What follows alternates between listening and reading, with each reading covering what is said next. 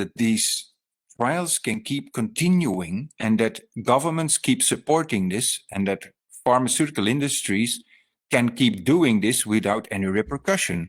I don't get it. And you were talking earlier about that there is a steering behind it, the whole mechanism.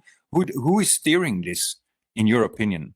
It starts, there are people definitely with their own conflict of interest. The pharma has to make profit. And the research is not independent nowadays. The research grant is given by pharma who want to push their products. And the scientists, if they don't follow that roadmap, to prove that or to establish the drug is beneficial, they will not get a grant next time. And they fall out. And only those who go up, who follow the tune set by the sponsors. So until unless we have independent research by public funds, we are going to fall. We are not going to get out of this mess we are in. And now, unfortunately, the medical journals have also been compromised. Even the editors like Richard Houghton of Lancet or Richard Smith of BMJ, they have given statement on record that they have become the extension arm of the pharma industry. Mm-hmm. But still, Lancet is publishing what they want, because I think even he doesn't have a say, even if he knows what's happening, particularly the present Richard Smith, of course, is no longer the chief editor. But these editors, they know what's happening, but they will lose their job in any case if they don't. You have seen so many papers have come out in leading journals, which are really, which shouldn't have. What you are talking about is. There's also something very strange, in my opinion. You're not alone with this vision. Look at my open letter in August 2020 was co-signed by 1,500 people questioning the COVID measures. Those people were all professors, medical doctors, immunologists, epidemiologists, virologists. The same thing happened a few months later with the Great Barrington Declaration. In the meantime, I think they have about 60,000 signatories. So there are so many health professionals who are aware of this. And still, it appears that we are not able to make a fist against that system, that we are not able to get through to the mindset of governments to change their approach on public health issues, but also on safety analysis. We have the FDA here in India. We have the same thing, FDA in the US. How is it possible that these institutes are still capable of being so biased, knowing, because you cannot tell me if there are so many health professionals arguing against this phenomena, that governments can still comply with this? Some do not have the moral courage to go against the mainstream. Some are compromised because they have to return a job. They have got their own responsibilities. So it's not easy.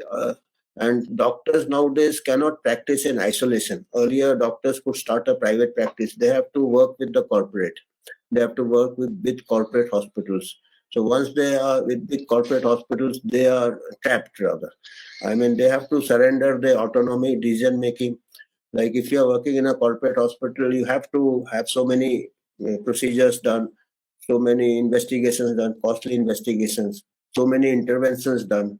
And if you do not meet the target, you lose your job. So, they are... That's what we see in hospitals, also in academia. We see it everywhere, right? It's the pressure to publish, perish or publish. We see it everywhere, but governments are elected people, and I always wonder how it seems so difficult to change government's perspective on public health, knowing how can they support HPV if you know that so many research points in a direction that states that there are safety concerns. How can you keep pushing this? Same with the WHO. What's your take on the WHO and governments in general?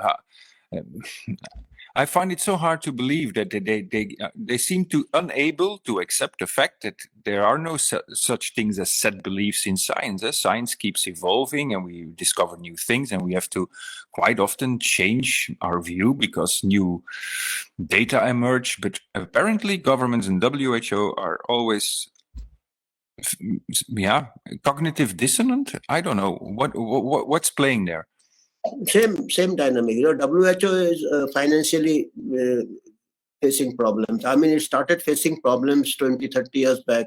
And then once the pharma stepped in, and the Gates Foundation and others, they are the major funders now, and it self-perpetuates.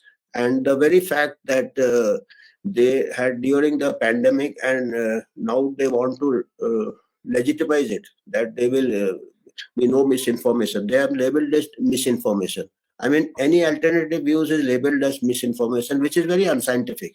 There is no such thing as misinformation in science. I mean, science should have a hypothesis and an alternative hypothesis. So now they want to put their own hypothesis down your throat without the alternative hypothesis, and they are censored. They are misinformed. I mean, they will be labeled as misinformants or conspiracy theories. So these are not scientific terms. These are something like George Orwell's 1984 or authoritarian regime. Science does not thrive on authoritarianism, bureaucracy. So they have become a big bureaucratic monolith with no science.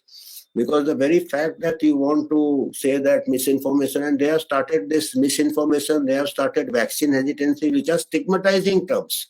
You see, why should vaccine hesitancy be stigmatized?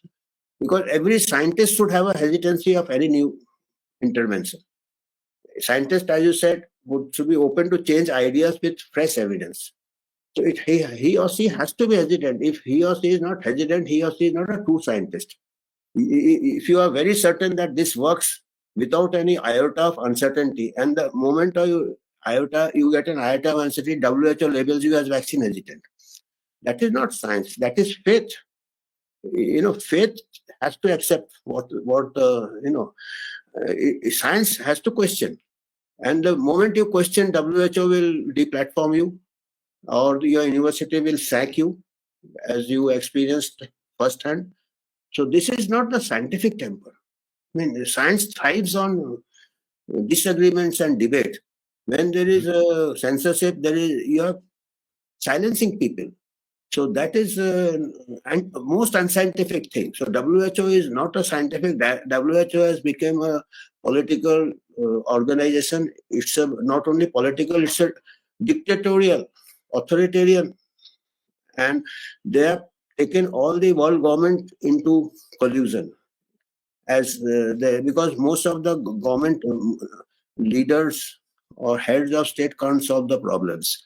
So these are a very good distraction to the people. Look, a pandemic has come. We are saving you. And the farmers come. So now, earlier there was the wars. They used to declare war, and the arms race. They used to promote it. So now the farmer race has overtaken the arms race, because farmer race is more lucrative than arms race. And the people think the government is acting in their interest. They have just build up the fear that this pandemic is coming. Like earlier, they used to build up the fear of the enemy country will attack you. So we prepare the ammunition, we prepare now it's a pandemic is coming. They prepare the vaccines and other pharmaceuticals and other things. Testing kits is very costly. That HMPV virus, the testing is 10,000 rupees for one test. It's not worth it. It's a normal. I mean, tomorrow they will have a common cold experts now. As a super specialization. I mean, this is what they are doing now.